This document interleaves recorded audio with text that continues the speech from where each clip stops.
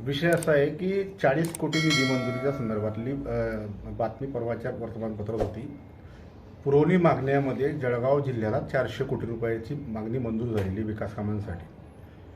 जे सत्तेत आज राज्यामध्ये सत्ताधारी शिंदे गट असेल, अजितदादा गट असेल, भाजपा असेल, या सर्व आमदारांना 40-40 कोटी रुपये निधी वितरित करण्यात आलेला आहे. यामध्ये पक्षाच्या ज्या पॉलिसी ठरलेल्या आहे, यामुळे याचा श्रेय घेण्याचा किंवा यासाठी कुठलं व्यक्तिगत पाठपुरावा आमदारांनी केलेला नाही आणि त्याचं श्रेय घेण्याचाही त्यांनी प्रयत्न करू नये. उलट पक्षी माझं म्हणणं आहे की गौरव पाटील म्हणून जो व्यक्ती आहे, जो आमदाराच्या नावाने जळगाव शहरामध्ये मक्तेदारांना फोन करून करून पैसे मागत आहे. आज स्मशानभूमीमध्ये ज्यावेळेस सकाळी मला माहिती मिळाली की ही आकडेवारी 5% ते 13% गेलेली आहे. जर अशा पद्धतीने टक्केवारीचं हे राजकारण होत असेल तर शहरात चाललेले विकास कामं निकृष्ट दर्जाचे आहे आणि मग त्याचं खापर नगरसेवकांच्या डोक्यावर फोडायचं हे काही बरोबर नाही. वन ठोक काम तुम्ही मक्तेदारांना देताय, त्यांच्याकडनं कमिशन जर घेत असेल तर याच्यासारखी शोकांतिका नाही. आमदार म्हणून आपण अनेक ठिकाणी आपल्याला अनेक सोर्स असतील उत्पन्नाचे, परंतु ज्या ठिकाणी शहराच्या भावना जुडलेल्या आहे अशा विकास कामामध्ये जर निधीमध्ये जर टक्केवारी घेतली जात असेल तर हे जळगावकरांचं दुर्भाग्य आहे. यापूर्वी सुद्धा सुरेशदादा 40 वर्षापासून या जळगाव शहरावर प्रतिनिधित्व केलेलं आहे आणि असं कधीही घडलं नाही की त्यांनी कामांच्या माध्यमातून कमिशन वगैरे गोळा केलेलं आहे. परंतु हा गौरव पाटील आहे कोण, असा माझा प्रश्न आहे की जे चालू आहे ते या शहरासाठी खूप घातक आहे. याचा परिणाम शहराच्या कामातील गुणवत्तेवर होत आहे आणि म्हणूनच निकृष्ट दर्जाचे कामं या शहरात होत आहे. कारण मक्तेदार जर इतकी टक्केवारी जर देत असेल आणि तो काम काय करेल हाही प्रश्न समोर येतो आणि त्याचा परिणाम जनतेला असं वाटतं की या नगरसेवकांनीच यामध्ये काहीतरी केलेलं आहे. परंतु ही सर्व ठोक कामं जर आमदारांच्या माध्यमातून होत असतील आणि यामध्ये कमिशनचा मोठ्या प्रमाणावर काळाबाजार सुरू आहे, हा त्वरित त्यांनी समजदारीची भूमिका घेऊन हे थांबवलं पाहिजे अशी आपल्या माध्यमातून विनंती करतो. व्यक्तिगत दोष नव्हे तर हे वैचारिक विषय आहेत आणि या वैचारिक विषयातून त्यांना आपल्या माध्यमातून आपल्या चॅनलांच्या माध्यमातून हेच सांगतो की ही लागण तुम्ही काही या शहराला लावू नका. याचे गंभीर परिणाम येणाऱ्या काळात या शहरालाही आणि नागरिकांनाही भोगावे लागतील.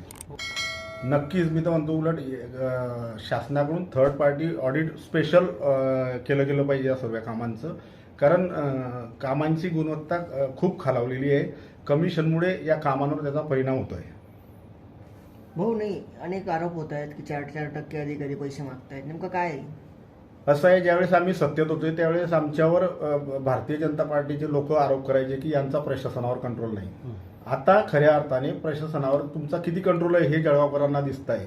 ज्या दिवसापासून या शहरात प्रशासकीय राजवट मनपात सुरू झाली आहे त्यापासून भ्रष्टाचाराचा एक मोठा उच्चांक या मनपाने गाठलेला आहे. प्रत्येक अधिकारी 2-2, 3-3% मागतोय आणि जर प्रशासक अशा पद्धतीने जर मक्तेदार जर या पद्धतीने अधिकाऱ्यांना पैसे द्यायला लागले तर त्यांनी काम कसं करावं. आणि नागरिकांची ओरड तर तीच आहे की कामाची गुणवत्ता योग्य नाही.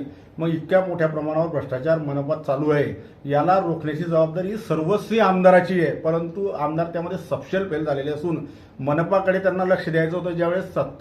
ज्यावेळेस नगरसेवक होते त्यावेळेस ते वारंवार येऊन त्या मनपामध्ये बैठक घ्यायचे. मग आता आमदार का झोपले का?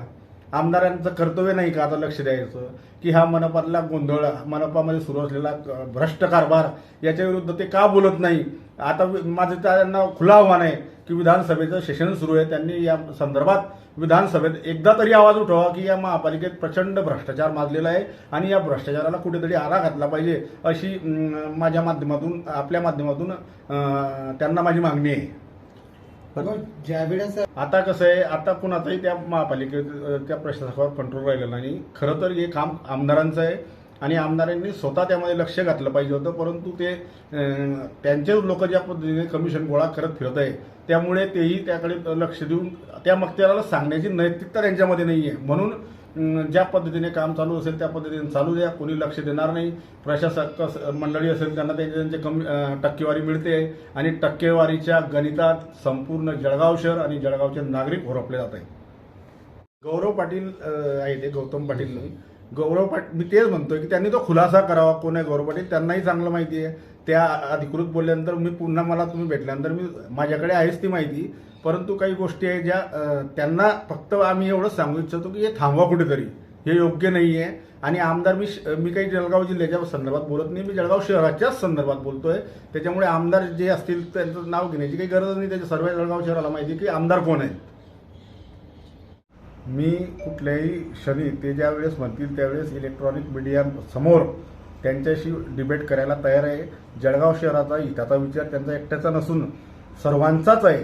सर्वांनाच वाटतं या शहराचं डेव्हलपमेंट झाली पाहिजे. माझं त्यांना खुलं आव्हान आहे की त्यांनी यावं आणि या इलेक्ट्रॉनिक मीडिया समोर डिबेट करावी. ते गेल्या 10 वर्षापासून या शहराचे आमदार आहे आणि आता लोकसभा आणि विधानसभेची निवडणूक डोळ्यासमोर ठेवून फक्त घोषणांचा बोजवारा करायचा आणि लोकांसमोर कोणत्या टोनाने जायचं यासाठी सुरू असलेले या घोषणांचा पाऊस आहे असं मी म्हणेन.